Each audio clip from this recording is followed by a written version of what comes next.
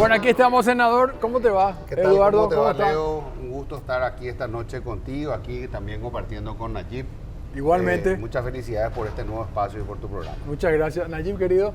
Leo, ¿Cómo andamos? ¿Bien? Bien, súper bien. Saludos para vos, para toda la teleaudiencia, para los compañeros y las compañeras trabajadores acá del canal también. Vos que te gusta la música, le conoces a las Milkshake, me imagino. Le conozco, sí, Estuvieron le conozco. en Lollapalooza hace poco. Fue Sí, le conozco a él, la de Roberto también. Y Sí, por supuesto, sí. al amigo Chirola. Sí. Senador y Najib, vamos a hablar de varios temas. Quería empezar contigo, Edu, sobre el tema de estas últimas movilizaciones que hubo, 3 días de protesta. Bueno, nos encontramos aquel miércoles.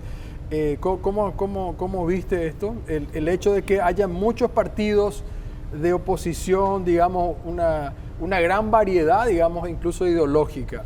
Yo creo, Leo, que fue un gran éxito desde antes de comenzar las marchas, ¿verdad? Ajá. Primero porque se notó el entusiasmo de distintos sectores de participar activamente en las calles, ¿verdad? Porque desde el año pasado, cuando todavía estábamos un poco mareados con lo que fue, digamos, la derrota electoral del 23, el año pasado, en marzo, no pudimos organizarnos debidamente para poder salir a las calles, pese a que tuvimos el caso de Katia González, Sí. que la habían sacado de una manera inconstitucional, ¿verdad? Del Senado. Pero este año sí, y digo que mucha gente se prendió porque no fueron solamente los partidos políticos. Primeramente fueron organizaciones sociales, gente de la Así es. tercera edad, etcétera, que se organizaron para ese 25 de marzo, ¿verdad? Y también la gente de la Federación Nacional Campesina, que había anunciado ya con anticipación que se iba a movilizar el 27. Y entonces los partidos políticos tampoco podían estar ausentes y organizamos, ¿verdad?, entre todos los partidos, independientemente del color, la ideología y demás, una gran marcha para ese día 26. Entonces yo creo que fueron 3 días de fiesta ciudadana, no se registró un solo incidente. Esto es muy importante de recalcar porque tratan de meter miedo desde la entrada, no, que vienen con armas, vienen con las ganas de hacer hechos vandálicos, de quemar cosas. En realidad fue una fiesta, pero te digo, sobre todo resalto que enterramos nuestras banderas y nuestras diferencias por un momento y dijimos, bueno, nosotros lo que no queremos es que este gobierno se convierta en un gobierno autoritario, que nos sigan sacando nuestras libertades, nuestros derechos, y este es el momento de decir basta y salir a las calles. Najib, ¿ustedes no participaban como Partido Comunista de esa marcha? Nosotros participamos de la marcha del 25, el partido forma parte del Frente Sindical y Social. Por la parte social, digo. Y bueno, y trabajamos desde ese lugar, de esa marcha, y bueno, estamos en otra articulación en torno al Frente Sindical y Social, también con otras mesas de unidad campesina, era indígena. De hecho, hubo un encuentro grande en Liberación, ahí sí participaron. Hubo un encuentro grande en Liberación donde nosotros tuvimos, hubo otro encuentro un poco menos grande, pero importante también en Alto Paraná, en la Sí. Comunidad del Triunfo, el 22 de marzo. Bueno, en esos espacios estamos ahí, pero desde la perspectiva del Frente Sindical y Social, ¿verdad? O sea, más en una articulación, digámosle, económico-reivindicativa. Ujú. Sí. ¿Y crees que puede haber así, con todo esto que mencionaba también Eduardo, del caso Katia, los Lalo Chats, todo lo que está pasando, crees que eso puede llegar a articular en una masa de oposición, por lo menos un frente electoral a futuro? Y pues a los frentes electorales se van a ir construyendo con seguridad, ¿verdad? La magnitud de los frentes va a ser determinada seguramente por los grados de coincidencia y acuerdo a lo que se lleguen, ¿verdad? Ujú. Eso es el primero, ¿verdad? O sea, van a ver, hay muchos esfuerzos, hay muchos, digamos, diálogos, encuentros, discusiones. Nosotros lo que tenemos es una postura de construir desde la unidad de acción, o sea, de lucha en la que estamos de acuerdo. Sabemos que hay problemas laborales terribles, o sea, nuestro país está, digamos, caminando hacia una total precarización laboral. Tenemos una población cercana al 70%, entre 60 y pico y 70% de población informal, digamos, que está un poco maquilladita ahora por el tema de las facturas de los RUC, que le hicieron quitar desde la pandemia en adelante a un montón de gente, y con eso pretenden maquillar un poco la informalidad y la precarización laboral, ¿verdad? Pero es terrible esa situación, la situación de la clase trabajadora, la situación de la población campesina, minifundiaria, ¿verdad? De la agricultura familiar campesina, la situación de los pueblos indígenas, son terribles. Nosotros lo que planteamos es una gran alianza de esas características y en ese marco ir discutiendo un proyecto país. Nosotros insistimos, con este Estado no hay mucho que hacer.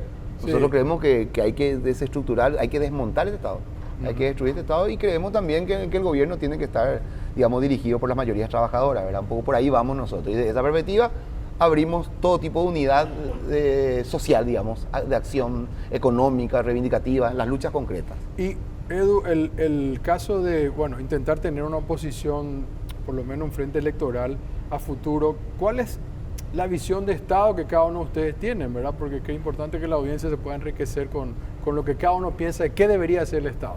Bueno, yo pienso que si bien nuestra Constitución Nacional no es perfecta, ninguna lo es, ¿verdad? Ninguna la es, ¿verdad? Hemos tenido una discusión justamente en el Senado esta semana pasada donde el oficialismo enterró la posibilidad de llevar adelante concertaciones con el uso del padrón nacional. Y eso lógicamente muestra cuán torcida está la cabeza de algunos en el sentido de que quieren acumular el poder, tomar el poder y retener el poder a toda costa. Incluso pisoteando la democracia, pisoteando la Constitución Nacional. Y eso que nuestra Constitución Nacional, que es imperfecta, como te decía, no prevé, por ejemplo, la segunda vuelta electoral. Exacto. Que hubiese sido una solución fantástica para que nosotros, los diferentes partidos, movimientos y pensamientos, podamos presentar nuestras ofertas electorales al público y que el voto popular decida qué tipo de Estado o qué tipo de gobierno quiere para los próximos 5 años, ¿verdad? Pero nosotros tenemos que partir de una base electoral, como bien vos dijiste, que es la construcción de un frente electoral. Si nosotros no aprendemos del pasado y de los errores que hemos cometido, porque para nosotros en la oposición, la carrera para llegar a una unificación de candidaturas, no hablo de propuesta ideológica, simplemente de tener un mismo número de lista y color, por ejemplo, ¿verdad? Y candidatos o candidatas, vamos a perder, ¿verdad? O tenemos un altísimo grado de que vamos a perder, ¿verdad? No, nada es exacto, claro. Pero tenemos un alto grado y ya está demostrado que es así. Porque para el Partido Colorado es una carrera cuesta abajo, para nosotros es cuesta arriba. Si no nos ponemos de acuerdo acá, nos caemos todos. Para ellos es así. Si uno se tropieza, cae primero, el segundo le sigue y el otro el candidato. O sea, no hay problema. Entonces, yo creo que nosotros tenemos que dejar de lado las diferencias que tenemos que se pueden dejar de lado. Hay cuestiones que yo no puedo dejar de lado, ¿verdad? Si yo tengo que hablar con alguien quien creo que, por ejemplo, no comparte el valor de la defensa de la vida, por ejemplo, ¿verdad? Y que me dice, no, yo creo en la lucha armada, pongo un ejemplo, ¿verdad? Sí, un partido revolucionario como había antes, ¿verdad? Bueno, probablemente no pueda entrar, estar yo de acuerdo, porque sería como entrar de acuerdo con un movimiento guerrillero como la FARC o qué sé yo. Pero ese estigma que se ha dado a muchos movimientos de extrema izquierda y de extrema derecha, y pongo el ejemplo porque Colombia, por ejemplo, tiene las dos variedades, la extrema derecha armada y la extrema izquierda armada tuvo en su momento en Colombia, incluso el Partido Liberal de Colombia fue el impulsor de la Fuerza Armada Revolucionaria de Colombia cuando se fundó en Marquetalia. Después cambió y ellos se salieron de la lucha armada y se quedaron bajo la sombrilla democrática. Entonces yo creo que nosotros tenemos que estar de acuerdo en la democracia. Los que estamos de acuerdo en la democracia podemos tratar de trabajar algo para llegar, ¿verdad? Y se tiene que respetar. Hay algunos que te pueden decir, yo no estoy de acuerdo con esa visión, yo creo que una alianza electoral sin una alianza programática no tiene sentido. Y bueno, lo que puede pasar, y puede tener 1000% de razón desde el punto de vista político, ideológico o lo que fuese, pero desde el punto de vista pragmático lo que tenemos que saber es que las chances de la oposición de llegar son menores, y por tanto, por ende, lo que podemos asegurar es un continuismo del modelo que tenemos, ¿verdad? Entonces yo particularmente creo que eso es lo que tenemos que hacer, tratar de trabajar en un frente electoral, dejar de lado un poco las diferencias que tenemos, después discutiremos cuál es el mejor modelo o cómo construimos las mayorías, pero ahora el momento tiene que ser de tratar de dejar de lado. Y Nayib, bueno, como modelo de Estado, pero también te quería preguntar que más allá de la alternancia, pues tiene que haber una propuesta, digamos, no es solamente cambiar por cambiar, digamos. Es decir, cambiar de Partido Colorado a que suba una persona o un gobierno que sea más de lo mismo, digamos. Sí. Bueno, a ver, son como muchas cosas ahí para tener en cuenta. Es largo y complejo de conversar. Vamos a tratar de hacer una síntesis, ¿verdad? El Estado que existe es un Estado construido a imagen y semejanza de los grandes empresarios, grandes latifundistas, en general, familias y grupos económicos de poder muy corrompidos. El peso que tiene la actividad ilegal a gran escala de los grandes narcotraficantes y grandes traficantes de diversas expresiones ilegales, digamos, ¿verdad? Es muy fuerte en nuestro país. Nosotros entendemos que la gran tarea es lograr que las mayorías trabajadoras, que somos las que producimos todos los bienes, están frente al mostrador. O sea, vos en el mostrador de una gran empresa no le vas a encontrar al dueño de la empresa, normalmente le vas a encontrar al trabajador. Entonces, las trabajadoras y los trabajadores somos los productores y las productoras realmente de todo lo que hay, ¿verdad? Entonces, ese protagonismo productivo que tenemos, nosotros entendemos que tenemos que llevar al protagonismo político. Cuesta trabajar eso porque son décadas de educación sobre las mayorías para que la mayoría busque emular al patrón, ¿verdad? Por eso que el cartismo tiene tanta fuerza, ¿verdad? Porque Cartes además se le dice el patrón, o sea, se construye una figura. Entonces ahí tenemos todavía una población enorme de trabajadores que creen que el explotador te da trabajo, que el dueño de la empresa te da trabajo, y eso hay que agradecer, cuando que en realidad el dueño de la empresa no tiene ninguna posibilidad de acumular fortuna sin el trabajo, sin la producción del verdadero productor, que es el trabajador, o la verdadera productora, que es la trabajadora. Entonces, eso para nosotros es fundamental. En ese marco, sí, la clase trabajadora, nosotros decíamos en el 2023, tiene que elegir contra quién pelearse. O sea, si yo me voy a un moquete, es preferible moquetearme con alguien que tenga más posibilidad de pegarle, ¿verdad? Pues si me voy a pelear contra el campeón del MMA o de boxeo, me va a cagar a pedo. Entonces con él va a ser mucho más difícil. El Partido Colorado tiene mucho más consistencia. Entonces es mucho más difícil pelear contra un gobierno colorado. Claro que un gobierno de coalición va a tener mayores debilidades y la clase trabajadora puede pelear por mejores condiciones de vida con un gobierno de esas características. Lo que nosotros creemos es que la clase trabajadora no debe participar de ese tipo de gobierno, porque el tema es con quién confrontar. Sí. Nosotros creemos que es con quién confrontar. Porque ¿qué es lo que pasa, Leo? Con el grado de dependencia que tiene Paraguay productivamente y con la propuesta del modelo productivo vigente, porque recién Eduardo hablaba del modelo, ¿verdad? Vamos a discutir qué modelo, sí. Vamos a seguir con el mismo modelo, pero ¿cuál es el mismo modelo? Es sojero, ganadero, maquilador, hiperexplotador, contrabandista a gran escala.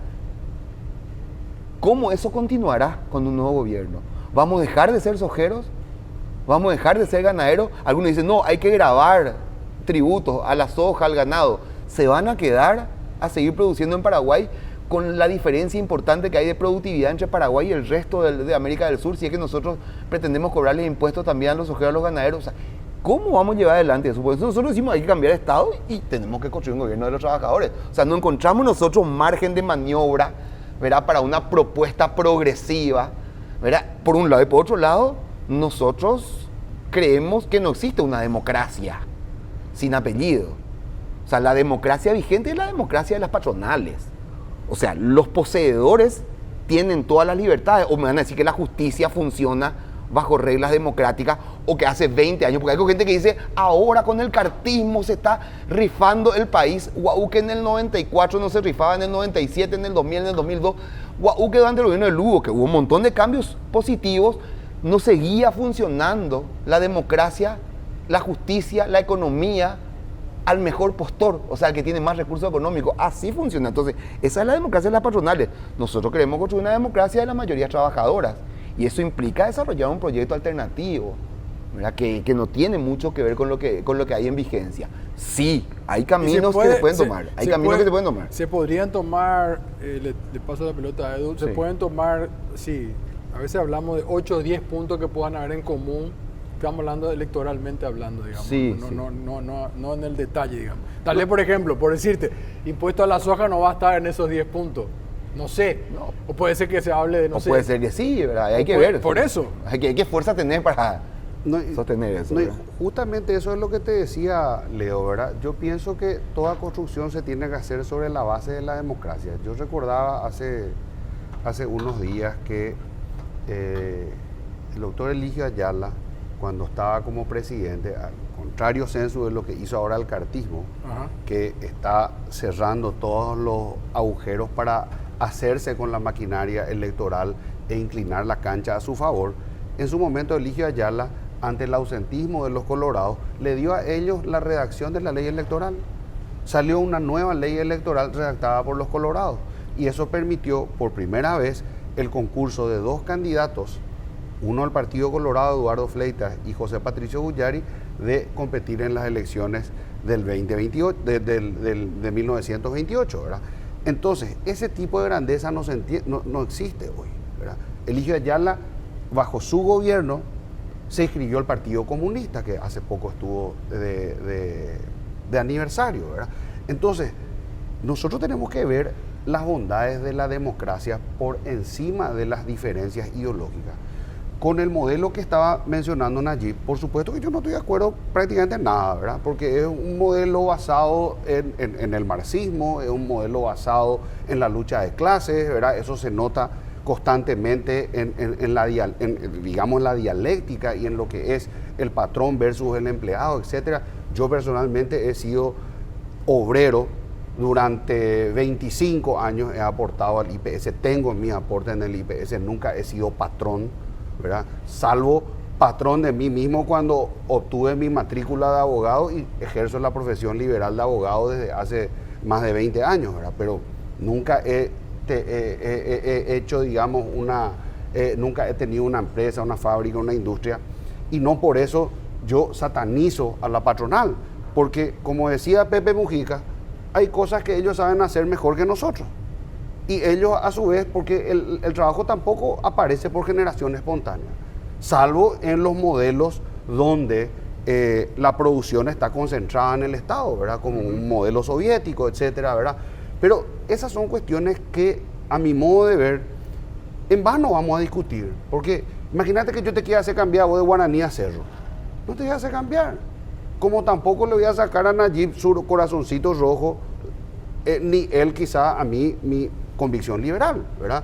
Quizás podemos entrar en un acuerdo electoral donde decimos, vamos a tratar de llegar como hicieron Churchill, Roosevelt y Stalin. ¿O acaso ellos no se pusieron de acuerdo para vencer al fascismo y al nazismo? Claro que se pusieron de acuerdo y eran modelos antagónicos. Rabin y Arafat también se llegaron a dar la mano, por eso. Pero digo nomás que el caso de la Segunda Guerra Mundial fue incluso mucho más dinámico porque empezó con una alianza para dividirse Polonia entre Alemania y la Unión Soviética. Y después con la... ¿verdad? Entonces nosotros tenemos que entender que si nosotros no dejamos las cosas, o sea, para mí súper bien, ¿verdad? Porque acá lo que no puede haber, Leo, es imposición, ¿verdad? Ni yo le puedo poner una pistola en la cabeza a Nayib, vení con nosotros, porque tal cosa, ni él me puede poner una pistola diciéndome, o acá matamos toda la... No, es demasiado rica hay que respetar la visión que cada uno tiene, y eso es lo que puede enriquecer justamente el debate y lo que es puede lo que estaba por decir. Quiero enriquecer el debate, pero tenemos que ser más concisos. Nos fuimos los primeros 20 minutos, tenemos otro bloque, así que vamos a cortar las respuestas, por favor, porque la verdad que me encanta poder charlar con los dos. Son dos personalidades que tienen muy bien claras la película. Nayib, te quería decir esto, quedó como una cuestión del relato de la Guerra Fría, ese anticomunismo. Me refiero, por ejemplo, en Chile el presidente es del Partido Comunista, ¿verdad? Aunque muchos dicen que está gobernando con la derecha, caso Boric. No se cayó Chile porque sea el del Partido Comunista, y vos América Latina ves, hoy está bastante rojo, digamos, con una Sheinbaum que arrasa, Morena que tiene 2/3, o sea, quedó eso en el imaginario, digamos, esta cuestión anticomunista, sobre todo acá en un país conservador. A ver, el anticomunismo creo que tiene una especie de reavivamiento bajo otros códigos. O sea, no sé si recordarán que Riera, el ministro del Interior, en algún encuentro, en un foro, creo que en México mismo fue, que entonces él dice que ya los comunistas están todos, o sea, que la OEA es comunista, que las Naciones Unidas es comunista, que están los organismos multilaterales. El presidente más torpe y poco inteligente de la historia moderna, que es Javier Milei, ve comunistas en cualquier parte, ¿verdad? Claro que él tiene una torpeza gigantesca, pero lastimosamente el grado de desarrollo de redes y la reducción de los debates permite que hay gente que compre ese tipo de discurso, ¿verdad? Eso es lo que hay más.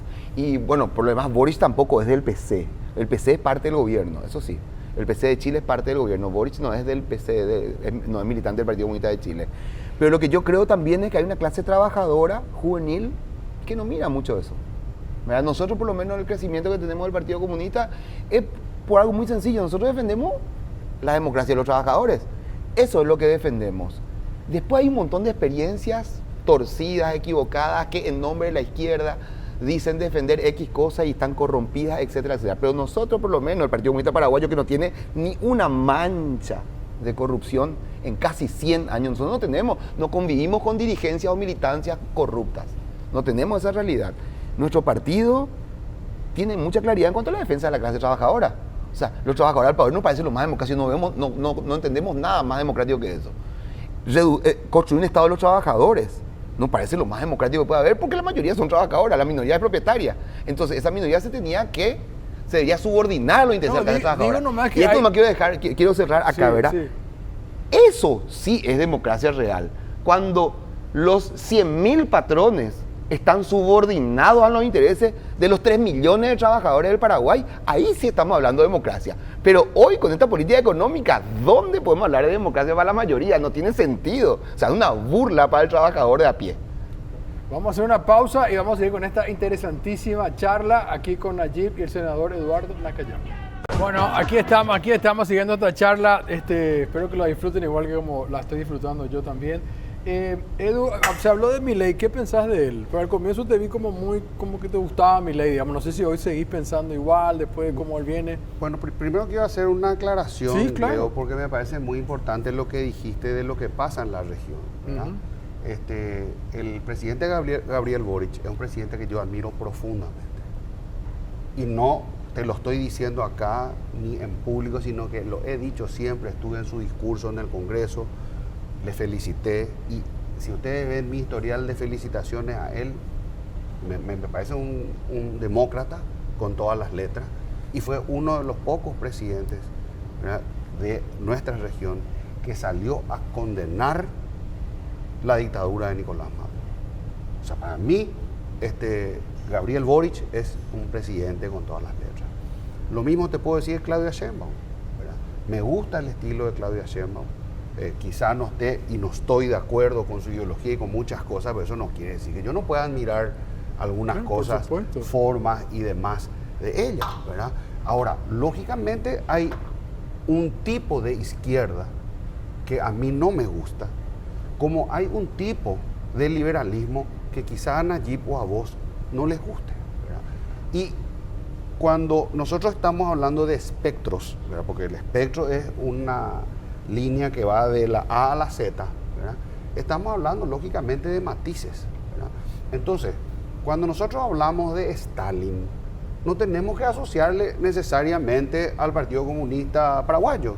Quizá el Partido Comunista Paraguayo tiene otra concepción, ¿verdad?, y quizás sea crítico a Stalin, y tengo muchos amigos comunistas que son trotskistas, que no quieren saber nada, le odian a Stalin, no quieren saber nada. Y después vos tenés dentro del espectro liberal, ¿cómo te voy a decir?, personas que están más hacia la derecha, mucho más, que son casi conservadores, ¿verdad?, y que tienen una concepción de que el Estado no debe existir, de que el Estado no tiene que cumplir roles fundamentales. Esa es mi ley, digamos. Que yo, por ejemplo, sí creo que tiene que cumplir, como la salud, la educación. Un día este desconocimiento que dice Nayib, y estoy 1000% de acuerdo, se da de ambos lados, Nayib. Yo un día me fui, yo soy egresado de la Universidad Nacional de Asunción, mi alma mater es la Universidad Nacional de Asunción. Ayer estuve dando una cátedra justamente para los estudiantes de la maestría en Derecho Comercial, Civil y Comercial. Entonces, ¿cómo yo voy a salir en contra de la Universidad Nacional o del apoyo a una universidad pública de calidad, una educación superior de calidad? En eso estoy en desacuerdo con quien profesa lo contrario. Ahora, Cuando vos tenés una opción electoral, que es lo que nosotros estamos hablando acá de construir, Sí, ¿verdad? sí. Vos tenés todo el derecho de elegir quién te parece mejor. Y en la oferta electoral argentina que se tuvo a fines del 2023, ¿verdad? A mí me quedaba claro que Argentina necesitaba un cambio de modelo, ¿verdad? Que el modelo kirchnerista estaba agotado de corrupción y de todos los mismos males que acá tiene el Partido Colorado y que engloba principalmente el cartismo hoy, ¿verdad? Tan coincidentes son que Horacio Cartes y Cristina Kirchner, ambos han sido declarados significativamente corruptos por los Estados Unidos.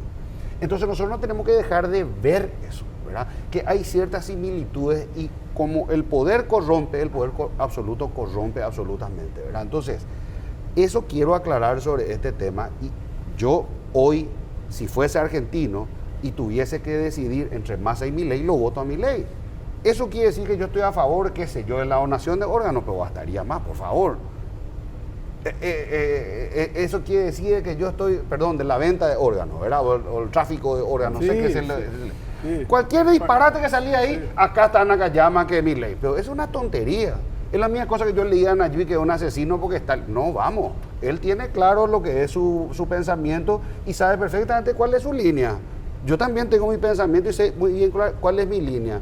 Mi línea histórica del liberalismo es la de Eligio Eusebio Ayala, donde ellos dicen que es necesario un Estado para impedir que el más fuerte pisotee al más débil. Y ahí entra también la coincidencia que podemos tener con Nayib, ¿verdad? Donde claramente en una relación desigual de patrón-empleado existen los abusos. Edu, Ahí, por ejemplo, yo estoy de acuerdo con él, ¿verdad? Ahora, yo no estoy nomás de acuerdo en que nosotros tengamos que hacer una guerra, por ejemplo. Por ser alguien ¿verdad? kirchnerista nomás no puede estar descalificado, te pregunto, ¿verdad? Porque el Milei de hoy, de la estafa de la cripto, en este año ya de enero ahora ya rifó más de 8 mil millones de dólares de las reservas para mantener un dólar de UAU, digamos.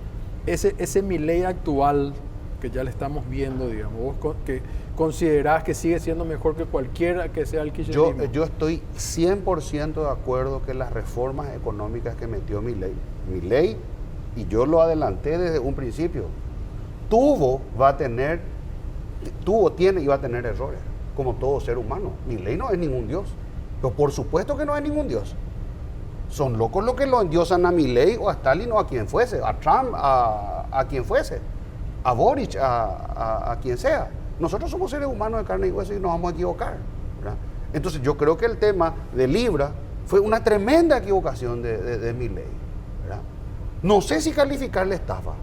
A mí es una... O sea, ya está judicialmente calificado como estafa en Estados Unidos y en Argentina. en Estados Unidos no lo llegaron a denunciar, ¿eh? A No él está acusado. pero a todos sus Bueno, Leo, pero el derecho penal es personalísimo. O sea, vos no podés matar más a vos, acusado. Sí. Por eso te hablé de los 8 mil millones que ya quemó el Banco Central. Pero y si vos ves lo que quemaron los kirchneristas, te vas a caer de espalda, ¿verdad? Ahora, yo creo... vos me hiciste una pregunta y yo te respondo, ¿verdad? Sí. Si vos me preguntás te doy datos nomás. Al Milei actual le voto de vuelta frente a Massa. No solamente...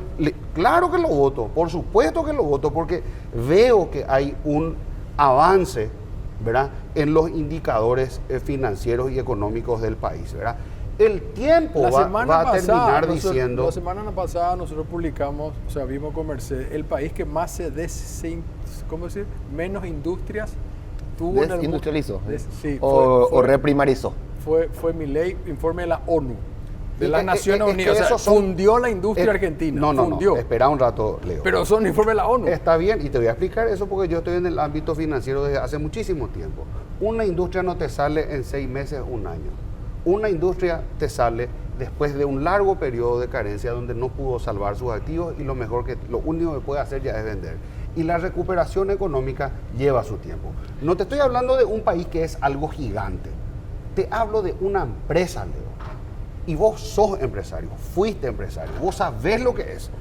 ¿Verdad? Pagar empleado, pagar la patronal, pagar 1000 cosas. No, o sea, o familiar, ¿verdad? No, sigo teniendo mi empresa. Bueno, por eso te digo, o sea, vos sabés lo que es, ¿verdad? Hay veces que vos tenés periodos de bonanza, hay periodos en los cuales no te va bien, ¿verdad? Pero mientras tanto vos estás obligado a pagar sí o sí todos los meses, ¿verdad? Entonces, Dependiendo del punto de vista que vos mires, Sí. la estabilidad puede estar del lado del empleador o del trabajador, ¿verdad? Entonces, en este caso particular, yo no te estoy diciendo que el informe de la ONU sea falso, de ninguna manera. Te estoy diciendo que los motivos que llevaron a estas empresas a retirarse en su momento, así como hay otras que van aterrizando, nosotros vamos a poder saber al fin del periodo de su gobierno. Nosotros no podemos decir que en este año y moneda que tiene él fue el que más industria sacó. Y eso quiere decir que durante el periodo anterior no tuvieron ninguna participación en la desindustrialización de la Argentina. Hay que ver cómo va la curva, hay demasiados indicadores, ¿verdad? Veremos como estás diciendo. Vamos un poquito más rápido. ¿Qué me decís de Trump y sus locuras arancelarias, agarrar Groenlandia, Canadá, Panamá? Bravetas son esas también, más que nada, un bravuconadas. Trump tiene eso de vuelta. Viste que esta gente, Bolsonaro, Trump, Milei, ¿verdad?, coinciden en un grado profundo de ignorancia y cabalgan sobre un tiempo en donde la sociedad, mayoritariamente muy atrapada en sus labores, con horas y horas de trabajo, horas y horas de transporte que no le permiten concentrarse en muchas cosas, no tienen una profundidad de lectura, entonces cabalgan sobre eso, sobre esa situación, ¿verdad? O sea, no estamos en un periodo de alto grado de ilustración, ¿verdad? Entonces figura, anteriormente, digamos, desde la perspectiva democrático-liberal, ni por si acaso aparecería alguien como Bolsonaro, como Trump o como Milei. La escuela austriaca, pero hace muchísimo tiempo que está demostrado que es un blef, es una farsa absoluta. Ningún grado de profundidad no tienen. Von Mises es una vergüenza intelectual. Pero eso no lo digo yo, lo dicen los liberales también. O sea, en serio que son mediocres de mediocridad absoluta. Entonces, para mí el problema de Milei o de Trump porque son dos versiones opuestas. Milei y una línea hiper antiestatista supuestamente que no calza, que termina negociando con China, pidiéndole préstamo al FMI, o el Trump con una línea creyendo que está en el siglo XIX del proteccionismo de Alexander Hamilton, que cree que él va a volver a ser grande a América, como si fuese el capitalista norteamericano, y dice, dale, quiero construir industrias para la clase obrera de mi país, entonces si en Filipinas yo produzco 70% más barato mi producto y vendo en consecuencia mucho mejor, realizo mi capital, voy a llevar nomás a Boston entonces a recuperar el tejido industrial porque le quiero a mi país. Por favor, ese grado de sensibilidad es el que el capitalismo se encargó de cortar de raíz en nuestra población y más aún en los inversionistas. Entonces, Trump es un tarado, mediocre, muy ignorante, que trata de llevar adelante una política para la cual la inercia del capital le va a colocar dolorosas trabas porque es muy pesado el capitalismo, sobre todo porque vos acordás, Eduardo seguramente sabe de esto, ¿verdad? Los compromisos en el terreno financiero con los derivados son a muchos años más, o sea, así nomás vos no desandás eso. Es pesada esa inercia. Entonces, lo que digo, Trump está discurso anacrónico a un extremo diferente del de Milei, con varias coincidencias, sobre todo en las expresiones culturales, ¿viste? Discriminatorias, supremacistas, ¿verdad? Racistas, ¿verdad? Eso sí se expresa en ambos, ¿verdad? Y vos ves algunos chicos mileicistas o algunos defensores de Trump en programas de radio. Yo sigo eso porque, bueno, pues tengo que hacerlo. En los podcasts, sí. Terribles son. O sea, los tipos dicen hay que matarla a todos, ¿eh? Entonces, el que tiene hambre que se joda. ¿Entendés? Ese tipo de discursos terribles. Nosotros tenemos que recuperar el amor, el encuentro, la unidad, la solidaridad. Eso es lo que tenemos que recuperar entre los seres humanos, ¿verdad? Y esta forma de organización socioproductiva nos alejan, nos hacen desconfiar el uno del otro y lo que se desarrolla es el cada uno para sí. Yo me voy a defender solo. Entonces la sociedad está súper disgregada, está súper disociada, hay que tratar de juntarse. Nuestra propuesta es eso, juntémonos a escuchar, porque probablemente tenemos problemas comunes y podemos encontrar soluciones comunes. Eso decía. Edu, estamos por llegar al 2026, épocas de municipales.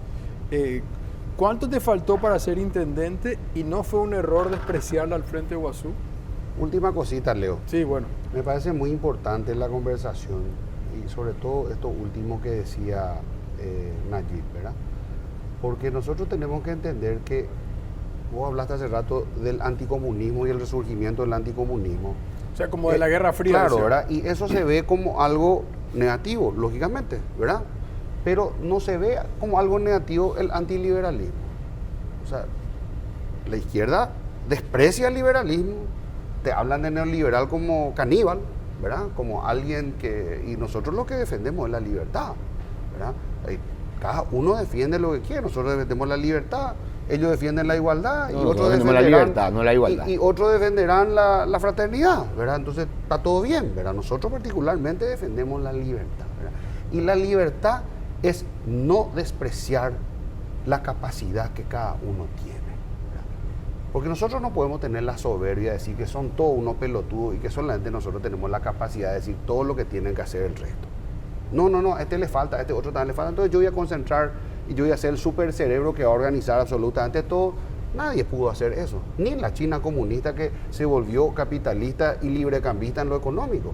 Y en ese sentido me parece súper importante también diferenciar, porque aquí se habla de Milei y Trump como si fuesen lo mismo. Por suerte Nayib hizo ese distingo, porque no son lo mismo, ¿verdad? No. Trump es hiperproteccionista, Sí, así es. O sea, no es liberal. Liberal es bajar los aranceles o eliminar los aranceles. Él subió e impuso aranceles donde no había. Pero entonces hay que decir las cosas como son, porque si no la gente no entiende. Nosotros tenemos que decir, acá cada uno tiene y plantea un modelo diferente, y también entre los modelos de izquierda de América Latina hay diferencias. Claro. O sea, no es lo mismo un Ortega, un asesino como Ortega, que un Boric. ¿Verdad? Para mí está eso clarísimo, ¿verdad? Entonces nosotros tenemos que trabajar en eso. Y ahí ya entro con el tema de las municipales, ¿verdad? Particularmente, Leo, nosotros habíamos hablado con todos los sectores, ¿verdad?, en Asunción. Y en Asunción nosotros habíamos visto que el Frente Guazú en particular en ese momento no medía bien. No solamente no medía bien, sino que... Nunca lo han medido bien en Asunción. Bueno, entonces, nunca. Entonces ahí se responde ya tu pregunta, ¿verdad? No, sin que tenga que profundizar. ¿Por qué, Leo? Porque el voto en Asunción es principalmente conservador. Eso se vio justamente en la elección. Aunque ganó Mario Ferreira. Claro, con Mario, pero Mario también tuvo un fuertísimo voto conservador. Fuertísimo. Sí, y ¿verdad? del Partido Liberal. Y del Partido Liberal. Y aparte era una figura de televisión de muchos años, ¿verdad? Entonces él capitalizó eso muy bien, ¿verdad? En el caso del Frente Guazú para Asunción, ellos presentaron un candidato que no tenía un nivel de conocimiento muy alto. Luis ¿verdad? Narvaja. Y para lo que nuestros asesores en ese momento nos dijeron es que eso podía eventualmente significar una mayor fuga de votos que los votos que nos podía sumar a nosotros. Él finalmente creo que hizo 1.000 o 1.500 votos, ¿verdad? Y estoy de acuerdo con los análisis que hicieron de que probablemente los votos fugados, no porque él fuese malo ni mucho menos, claro que no. Excelente muchacho, Sí, ¿verdad? del bañado, Estamos hablando de la percepción negativa que puede ser influenciada a través de la guerra sucia, de todo este tipo de cosas. Todas esas variables se estudiaron y se pensó que eso era. Nosotros con Johanna, sin embargo, llegamos a conversar, ¿verdad? Hablamos hasta casi el último momento de que ella podía retirar la papeleta. Lamentablemente no llegamos a un acuerdo, pero eso no fue obstáculo para que después hagamos campaña juntos para el año 2023, ¿verdad? Sin problema, sin rencores, sin nada. Y nosotros con Johanna ahora tenemos una excelente relación. Esa también fue la tesis de Soledad Núñez, que supuestamente entraba para darle más a los conservadores, y sin embargo vimos el resultado, digamos. Y en el 2018 tuvimos a 3 puntos, digamos, cuando estábamos unidos frente a Guazú y el Partido Liberal. Ahí fue el tema, nomás tuvo que en el año de ustedes no hubo el factor payo, ¿verdad? Si había un factor payo con esa efervescencia y como él creció. No digo más que por eso se le puso a Sol. Claro. O sea, esa fue la tesis de algunos. Claro, totalmente, ¿verdad? Pero bueno, no se llegó a dar. ¿Y pensás, Nayib, que sí, en esta elección municipal, hablando de Asunción, está Soledad Núñez, está Johanna, Agustín Zaguier, no sé si en el PC o en la izquierda ya hay algún candidato? ¿Cómo ves en las municipales? Mira, las municipales para Asunción, yo creo que el sector, la oposición no colorada tiene inmejorables condiciones de triunfar, ¿verdad? Con las dos precandidatas, ¿verdad? Tanto Johanna como Soledad. Creo que tiene todas las posibilidades de triunfar. Y nosotros tenemos un montón de críticas a esta propuesta de opción diferencial. No me acuerdo cómo se Voto llama. preferencial. Voto preferencial. Voto preferencial. Ahora, a una organización como la nuestra, en escenarios como este, le favorece porque nosotros podemos entrar en un acuerdo súper flexible, en una misma lista, y cada uno hace campaña con su lema. Nosotros en el 2023 entramos en una lista del Frente Guasón y Monguetá, pero nuestra opción era por un país para la clase trabajadora, ¿verdad?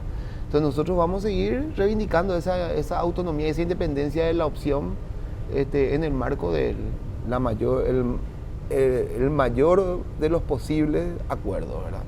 O sea, hay que buscar el mayor acuerdo posible. De vuelta, nosotros creemos que la política para la clase trabajadora de nuestra parte es de mucha independencia. O sea que lo más probable es que en ningún caso, no solo en Asunción, ¿verdad?, en ningún caso de otro lugar donde vamos a estar, seamos parte de proyectos de gobierno municipal. Sí vamos a apoyar seguro candidaturas que creemos que pueden dar un mejor escenario para la construcción de nuestra opción, de nuestra propuesta, ¿verdad? Leo, esto que dijo Nayib es demasiado importante sobre el tema de las listas pluripersonales, ¿verdad? ¿Por qué?